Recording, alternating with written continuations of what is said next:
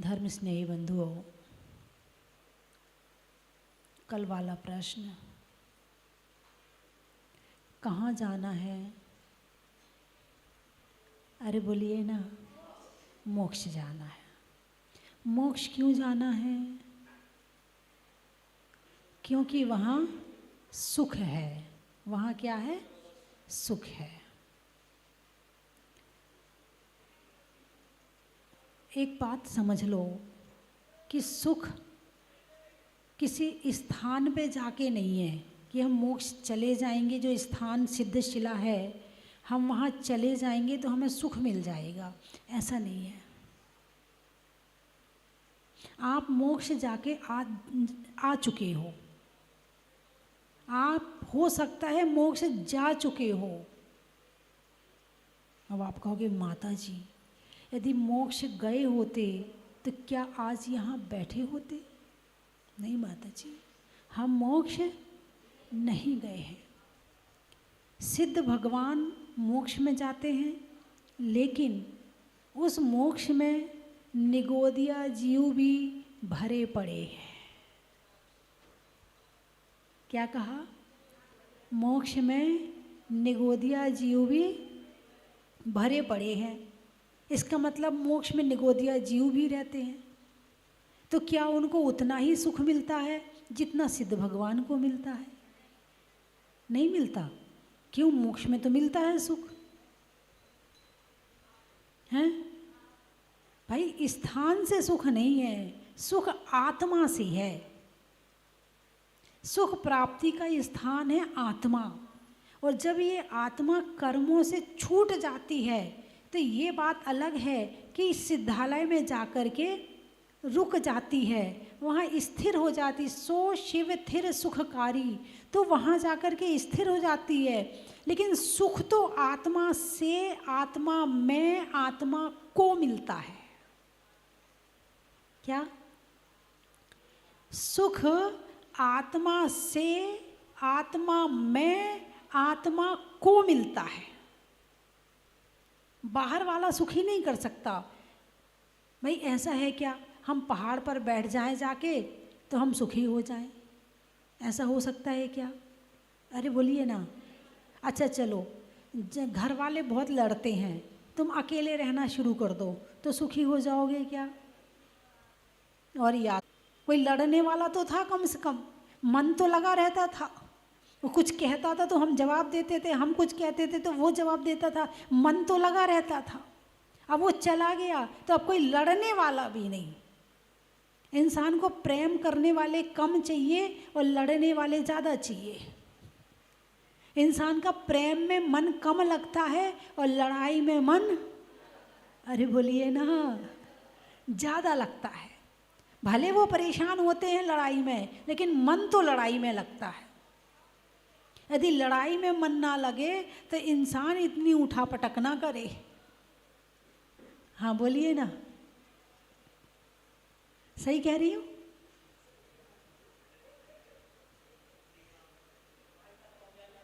नहीं नहीं, मैं आपके लिए थोड़ी कह रही हूँ, ये तो किसी और की बात है, हैं?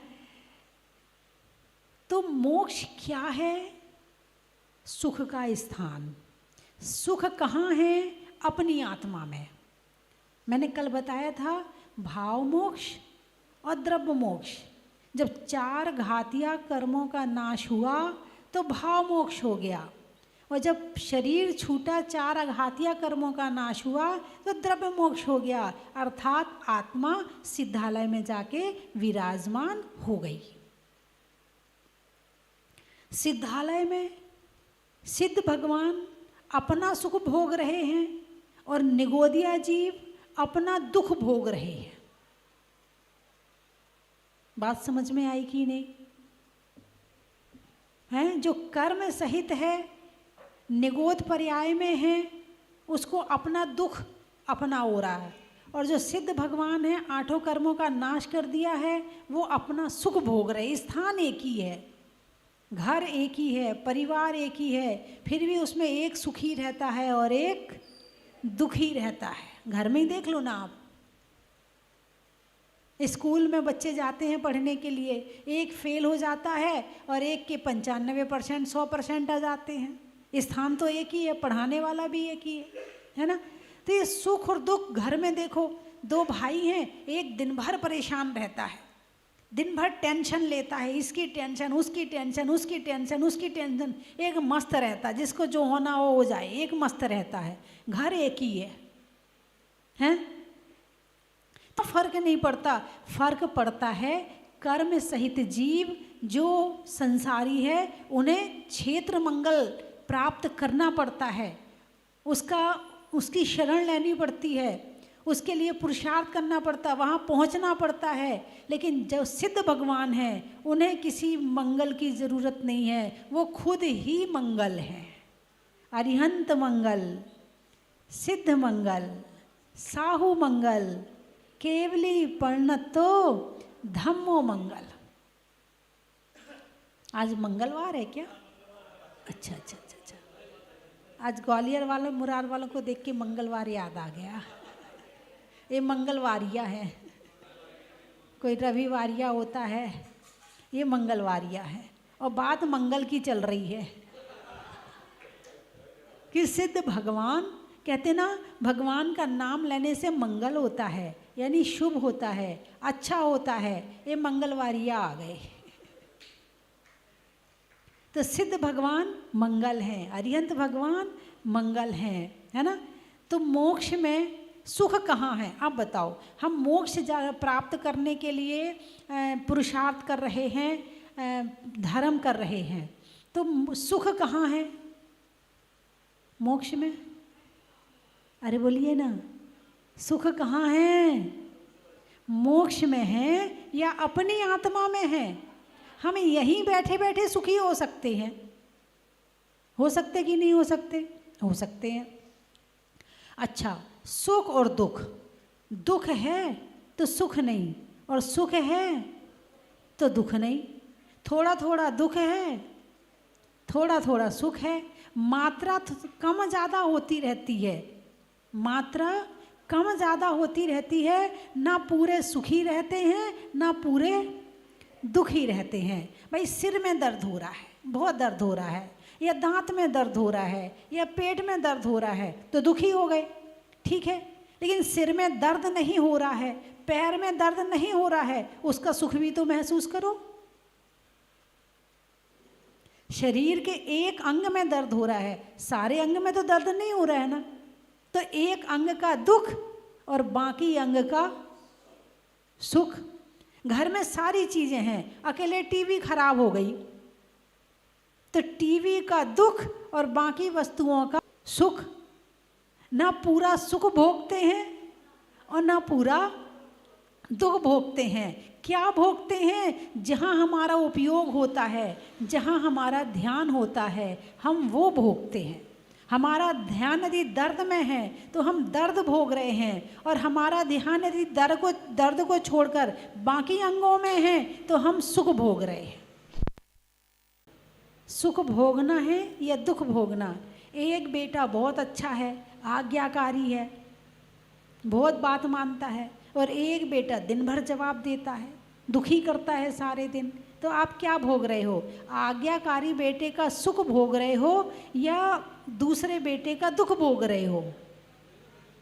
वैसे अपने हाथ में है, सामान यहाँ पड़ा हुआ है, हम उठाते क्या हैं? हम ग्रहण क्या करते हैं? जो ग्रहण करते हैं वो हो जाता है। हमारे ग्रहण करने के ऊपर है कि हम दुख ज़्यादा ग्रहण करते हैं या सुख ज़्यादा ग्रहण करते हैं। अच्छा बताओ, संसार में सुख ज़्यादा है कि दुख ज़्यादा है? हैं? दुख ज़्यादा है ना? अरे बोलिए ना, सुख ज़्यादा है कि दुख ज़्यादा है? अब मैं इसको उल्टा करूं, सुख ज़्यादा है।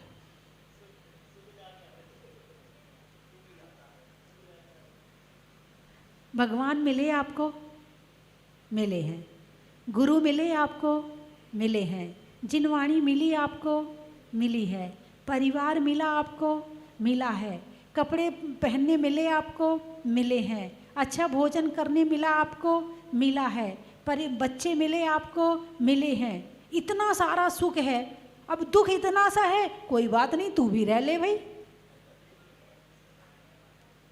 लेकिन हम भोगते दुख हैं, सुख भरा पड़ा है, लेकिन हम चुनते कांटे हैं।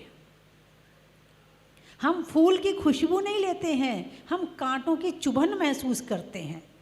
चार है, आपको क्या महसूस होगा? 4 फूलों की खुशबू या एक कांटे की चुभन? एक कांटे की चुभन। एक कांटे की चुभन में हम सारा सुख भूल जाते हैं। आप बताओ, दुख ज़्यादा है कि सुख ज़्यादा है?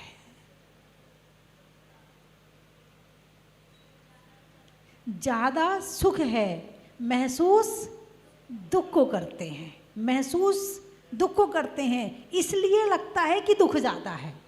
दुख तो कम है, सुख ज़्यादा है, महसूस क्या करते हो वो ज़्यादा है। आज से सुख महसूस करने लगना, भगवान बस कृपा है आपकी, आपने इतना दिया। बस मैं आपसे दिन भर दुख दुख कहता रहता हूँ, हैं, दिन भर आपको अपनी परेशानी बताता रहता हूँ, भगवान वो तो कम है, आपने सुख ज़्यादा दिया है, धन्यवाद है आपका। बोलिए हाँ या ना? हैं? और हम दिन भर शिकायत करते हैं, तुमने ऐसा नहीं किया, तुमने हमारे लिए ऐसा नहीं किया, तुमने हमारे लिए ऐसा नहीं किया, तुम्हें ऐसा करना चाहिए, तुम्हें ऐसा करना चाहिए। और नहीं किया तो बस जितना पीछे का कराया है सब नमो सिद्धारम, सब साफ कर दिया। जैसे एक स्लेट पर लिखा लिखा लिखा लिखा और एक बूंद पानी डाली और हाथ फेर दिया, हो गया सारा साफ। और सारी जिंदगी तुम्हारे लिए बहू ने बहुत कुछ किया होगा और एक गलती कर दी, बहू तो बहुत खराब है, बेटा तो बहुत खराब है, मानता ही नहीं है, सुनता ही नहीं है, जितना अच्छा किया सबको साफ कर दिया। बोलिए ऐसा करते कि नहीं करते हैं? इसका मतलब आप दुख ज़्यादा महसूस करते हो और सुख की कीमत आपकी दृष्टि में है ही नहीं है। जो सुख की कीमत करता है वो सुख को पाता है, और जो दुख की कीमत करता है वो दुख को पाता है। बाजार से खरीद के कौन सा सामान लाते हो? जो अच्छा होता है वो, या जो खराब होता है वो अच्छा होता है? संसार में से क्या ग्रहण करते हो, सुख या दुख? दुख ज़्यादा ग्रहण करते हो, है ना? और यदि दुख ज़्यादा हो जाए ना, तुम जी नहीं पाओगे, सुख ज़्यादा है। चलिए बात करनी है हमें मोक्ष की। चलिए मान लेती हूँ कि आपके हिसाब से दुख ज़्यादा है। अब दुख आने के रास्ते कौन कौन से हैं? खुद से शुरू करें या दूसरों से शुरू करें? अरे बोलिए ना, कहाँ से शुरू करें, दूसरों से या खुद से? खुद से। चलो सबसे पहले दुख का साधन हमारा शरीर है। सबसे पहले दुख का साधन हमारा शरीर है। दर्द कहाँ होता है? शरीर में। बीमारी कहाँ होती है? शरीर में। आँखें कहाँ लगी हुई हैं? शरीर में। कान कहाँ खराब होते हैं? शरीर के, है ना? कभी नाक में, कभी सिर में, कभी पाँव में, कभी हाथ में, कभी अंगुली में, कभी नसों में, कभी हड्डियों में, कभी मसल्स में, कुछ ना कुछ किसी ना किसी अंग में लगा ही रहता है। दुख का साधन क्या है? शरीर। ठीक है। दूसरा दुख का साधन इसका मान और अपमान, है ना? सामने वाले ने तुम्हारा अपमान कर दिया, तुम्हें बुरा भला बोल दिया, क्या हुआ? दुख हो गया। ठीक है।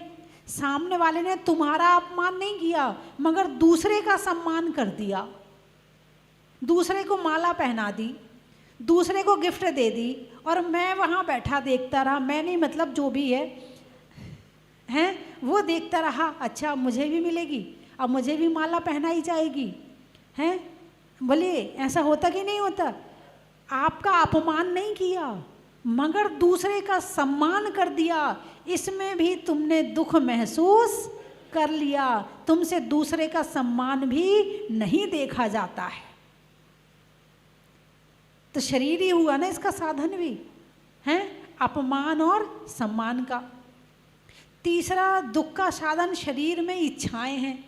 अब शरीर को, जिह्वा को कचौड़ी खाने की इच्छा है, और तुमने बेटे से कहा बेटे ज़रा कचौड़ी लिया, मैं नहीं जा रहा, मेरे पास टाइम नहीं है। दिन भर देखो जब कचौड़ी खाना कचौड़ी खाना। अब कचौड़ी खाने नहीं मिली, मन में बड़ी तीव्र इच्छा हो रही थी और कचौड़ी खाने नहीं मिली, तो क्या हुआ, दुख आ गया। सोना का हार चाहिए, नहीं मिला तो दुख आ गया।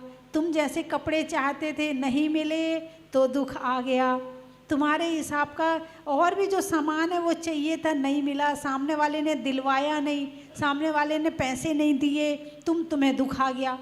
तो शरीर से 3 तरफ से दुख आता है। एक आता है बीमारी से, एक आता है मान अपमान, माला आदि का, सम्मान आदि का, अंगूठी पहनने का, चैन पहनने का, शादियों में पहनाते ना, किसी और को पहना दी और तुम्हें नहीं पहनाई तो तुम्हें दुख हो जाता है ना। तो ये मान अपमान का साधन भी शरीर ही हो गया। और फिर तीसरा हो गया इच्छाएं, शरीर की इच्छा पूर्ति ना होना, ये भी दुख का कारण है। ठीक है, अच्छा अब दूसरों को लो दुख के कारण में। घर में कौन कौन दुख का कारण है? पतिदेव दुख के कारण है कि नहीं है? अरे बोलिए ना।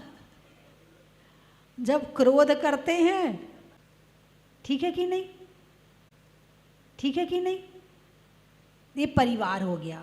अब रिश्तेदारों को लो, तुम्हें पूछते हैं तो सुख का कारण है, नहीं पूछते हैं तो दुख का कारण है। अब समझ लेना इसमें दुख ज़्यादा है कि सुख ज़्यादा, ये आप जानो, ज़्यादा मात्रा किसकी ज़्यादा है। ठीक है, मकान, दुकान, धन, पैसा, ये भी दुख का कारण भी है और आपके लिए सुख का कारण भी है। तो संसार में दुख के रास्ते मैंने सारे बता दिए ना। ठीक है, अब यदि आप कमरे में बैठे हैं और सर्दी का मौसम है, बर्फीली हवा आ रही है, कमरे में चारों तरफ खिड़कियां और दरवाजे हैं, ठीक है, अब आपको ठंड लग रही है, आपको बहुत ठंड लग रही। अब आप क्या करोगे? हवा आ रही ना, खिड़की खुली है, दरवाज़ा खोले हैं, क्या करोगे आप? खिड़की दरवाजे बंद कर दोगे तो क्या होगा? हवा आनी बंद हो जाएगी और आप सुखी हो जाओगे। हवा आ रही थी तो दुखी हो रहे थे, हवा बंद हो गई तो सुखी हो गए। ऐसे ही हमारा मन बाहर जाता है ना। और जब मन के दरवाजे खुले रहते हैं, 5 इंद्रियों के दरवाजे खुले हैं, तो इन सब से बाहर से हवा आती है, यानी बाहर से सुख और दुख आता है, बाहरी सुख दुख। अब बाहरी सुख दुख आता है, वो ज़्यादा दुखी हो रहे हैं तो क्या करें?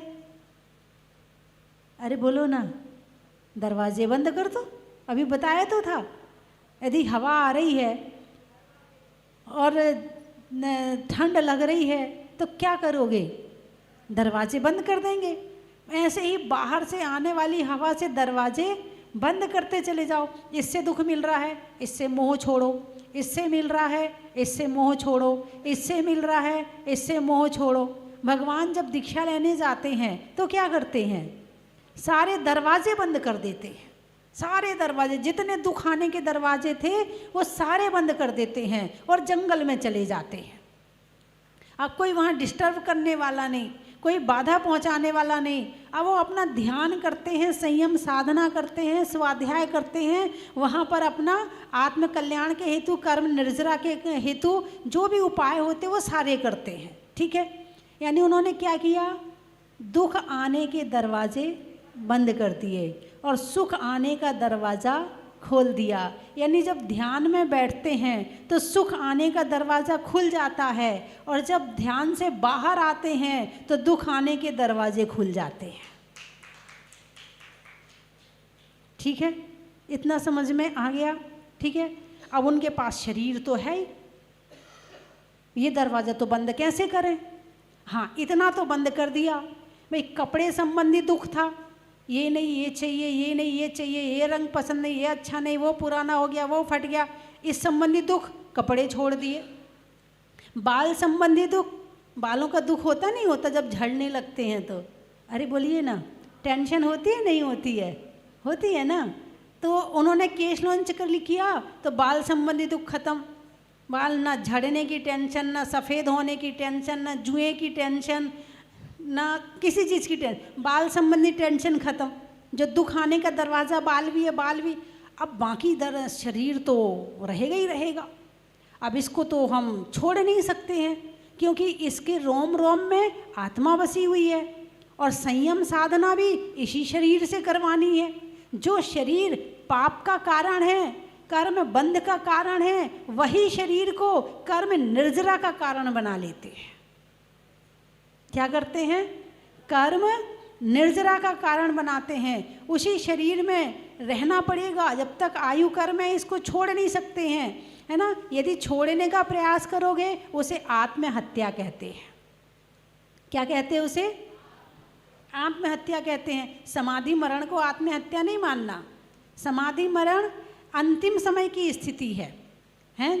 उसमें जैसे कि रत्न शावकाचार्य में कहा है कि उपसर्गे दुर्भिक्षे जरसी रुजायाम च निप्रतिकारे, यानी उपसर्ग आ जाए तो समाधि ले लो। जब तक उपसर्ग दूर नहीं होता है तब तक के लिए हम सब चीज़ का त्याग करते हैं। यदि चले गए तो समाधि हो गई। दुर्भिक्ष पड़ जाए, जरा सी ज़्यादा बुढ़ापा आ जाए, यानी अंतिम समय बुढ़ापे का चलने लगे, तो 12 साल की संलेखना बताई है, 12 वर्ष की, कि धीरे धीरे धीरे धीरे धीरे करके सब चीज़ कम करते हुए बाहर की कषायों, अंदर की कषायों को कम करो और बाहर के भोगों को कम करो। इसका नाम है संलेखना। और फिर धीरे धीरे करते करते 12 वर्ष में उस स्थिति तक पहुंचना है कि जीवन में अंत समय अच्छी तरह से समाधि मरण हो जाए। ये साधना का तरीका है, ये आत्महत्या नहीं है ना। आत्महत्या में तो आदमी दुखी होकर मरता है, लेकिन समाधि मरण में प्रसन्नता पूर्वक भगवान का नाम लेते हुए शरीर छोड़ता है। दोनों में बहुत अंतर है। तो अब शरीर तो अब मोक्ष जाना है, तो साधना किससे करेंगे? उपवास किससे करेंगे? शरीर से। अनशन ऊनोदर किससे करेंगे? शरीर से। यदि ध्यान लगा के बैठना है तो किससे बैठेंगे? शरीर से, है ना। स्वाध्याय करना है तो शास्त्र किससे पढ़ेंगे? आँखों से पढ़ना पड़ेगा। प्रवचन सुनना है तो सुनने वाले तो कान है, सुना रहा कान है, मगर सुनने वाली आत्मा है। ये तो बहुत अच्छी चीज़ है। जो इतना धर्म करवाता है, प्रवचन सुनवाता है, तीर्थों की वंदना करवाता है, आहार दिलवाता है, वैयावृत्ति करवाता है, जो स्वाध्याय करवाता है, ये तो बहुत अच्छी चीज़ है ना। जो खराब चीज़ है आना है, इस बात का ज्ञान होना चाहिए। यदि ज्ञान नहीं है तो मामला गड़बड़ हो जाएगा। गाय घास खाती है, बोलो, और दूध देती है। सांप दूध पीता है और जहर उगलता है। एक के शरीर में ऐसी मशीन लगी है कि घास का दूध बन जाता है। क्या? एक के शरीर में ऐसी मशीन लगी है कि घास का दूध बन जाता है, और एक के शरीर में ऐसी मशीन लगी है कि दूध का जहर बन जाता है। दोनों प्राणी अलग अलग हैं। अब ऐसे ही मनुष्य है। मनुष्य मीठा खाता है और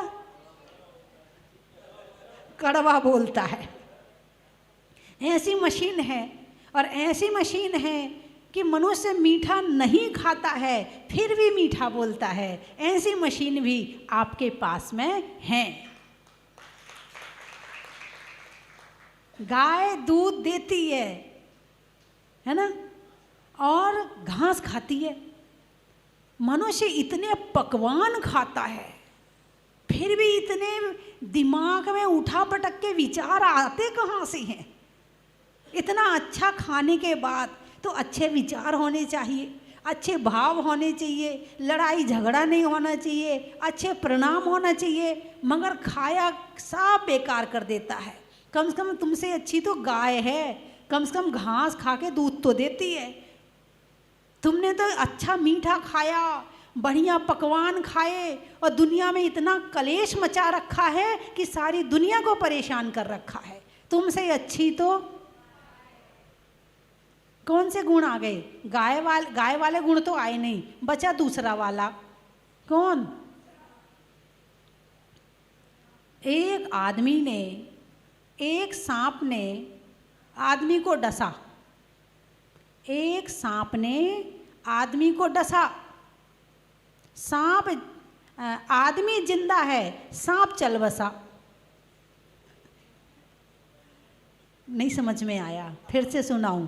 अच्छा, एक सांप ने आदमी को डसा, आदमी जिंदा है, सांप चल बसा। आदमी का जहर सांप को चढ़ गया। आदमी का जहर सांप को चढ़ गया। और ये सारे काम होते हैं भावों के द्वारा। किसके द्वारा? हाँ, उनका तो काम शरीर में हो रहा है, लेकिन हमारा काम होगा भावों के द्वारा। हम चाहे तो इस शरीर से मोक्ष जा सकते हैं, और हम चाहे तो इस शरीर से नरक जा सकते हैं। हम चाहे तो इस शरीर से स्वर्ग जा सकते हैं, और हम चाहे तो इस शरीर से पशु गति में जा सकते हैं। अब कहाँ जाना है, वैसे भाव पैदा करने शुरू कर देना, वैसे अपना विचार बनाना शुरू कर देना। तो तीर्थंकर भगवान एवं अन्य परमात्मा जो बने हैं, दीक्षा लेते हैं, सब कुछ छोड़ दिया। दुख के जितने भी रास्ते थे सारे बंद कर दिए। अब एक रास्ता बचा, शरीर। जो शरीर के अनुसार चलता है, शरीर उसे दुखी करता है, और जो शरीर को अपने अनुसार चलाता है, शरीर उसे सुखी कर देता है। राचन जोग स्वरूप न याको, विरचन जोग सही है। यातन पाए महातप कीजे, या में सार यही है। हम ये नहीं कह रहे कि आप रोज उपवास करो, हम ये नहीं कह रहे कि आप रोज उणोदर करो, रोज रस त्याग करो। कम से कम आप इतना नहीं कर पा रहे, इस शरीर से स्वाध्याय तो करवाओ, इन वचनों से मीठा तो बोलो, ज़्यादा क्रोध तो मत करो, ज़्यादा राजनीति तो मत करो। कम से कम ऐसा तो मत करो इस शरीर से कि इस शरीर के बाद में दुर्गति वाला शरीर मिले। कम से कम इस शरीर से ऐसा काम तो कर लो कि इससे अच्छा शरीर मिल जाए। अभी तो वैसे ही कमज़ोर शरीर मिला है, और बुरे काम कर रहे हो, अगले जन्म में और बुरा शरीर मिलेगा। अरे बोलिए ना, हैं? ज़्यादा उपवास नहीं हो पा रहे, शांति से तो रह सकते हो। शांति से तो सामने वाले से बात कर सकते हो।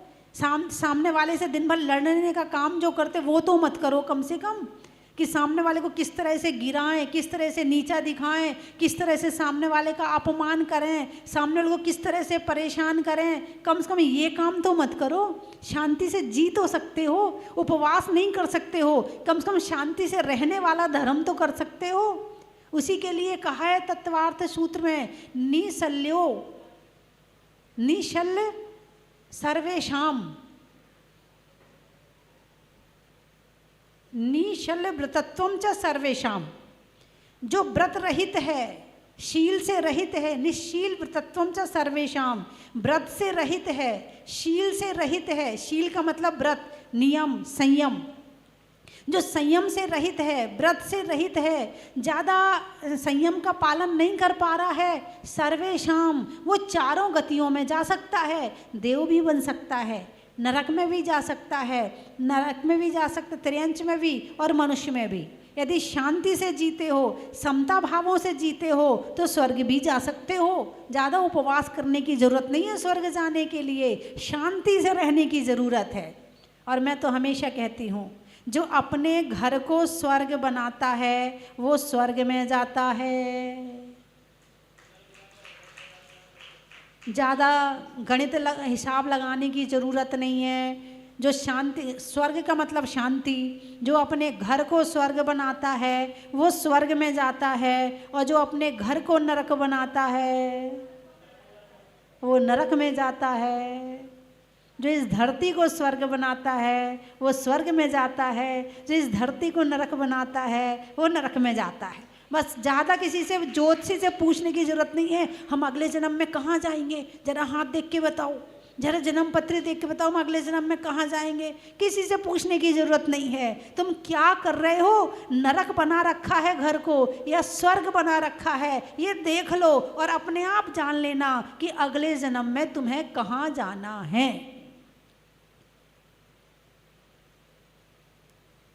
क्या चाहिए, सुख या दुख? अरे बोलिए ना, सुख चाहिए। अच्छा, तो क्या करना पड़ेगा?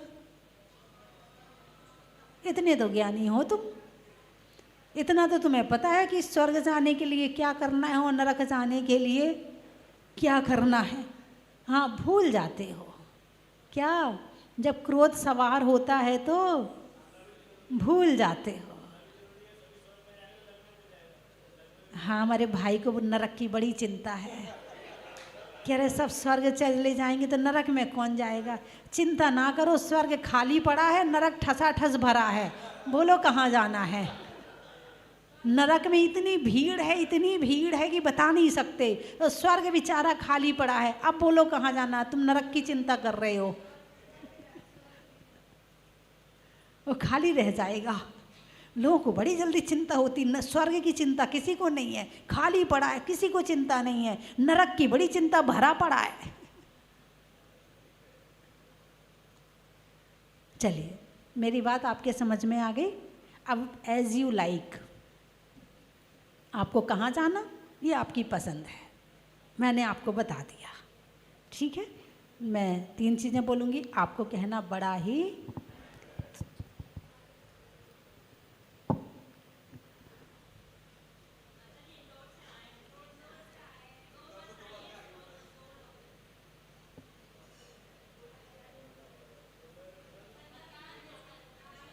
हाँ, अभी बता रही, मैं तो बैठ जाओ, आराम से बैठ जाओ। बड़े अच्छे लोग रहते हैं इंदौर में, मुझे मालूम है। जहाजपुर बहुत आते थे, और जब से मैं यहाँ आई तब से बहुत आ रहे हैं इंदौर वाले। हाँ, बहुत अच्छे लोग रहते हैं इंदौर में, कल भी आए थे। हाँ, स्वभाव में नर्म का, भोजन में गर्म का और जीवन में धर्म का, कर्म के हरने का, भव से तरने का और दुख के रास्ते बंद करने का। मंत्र में रक्ष रक्ष का, पेंटिंग बनाने में अक्स का और प्राप्त करने में मोक्ष का। बच्चों में बाय बाय का, बड़ों में हाय हाय का और त्रियंचों में गाय का।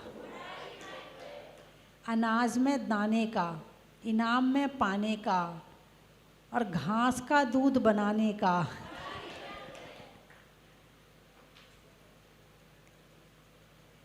सांप का भी बताऊं? हैं? चावल में चुनने का, बुनाई में बुनने का और सांप जैसा जहर नहीं बनाने का। आम की बौर का और कहाँ से मुरार। शास्त्रों में समय सार का, तीर्थों में गिरनार का, आने वालों में मुरार का। गाने में सुर का, नृत्य में नुपुर का, आने वालों में जयपुर का। वृक्ष में बट का, लुहार में खटखट का और आने वालों में मेरठ का। शरीर में सर का, पक्षी में पर का और आने वालों में सोनागिर का।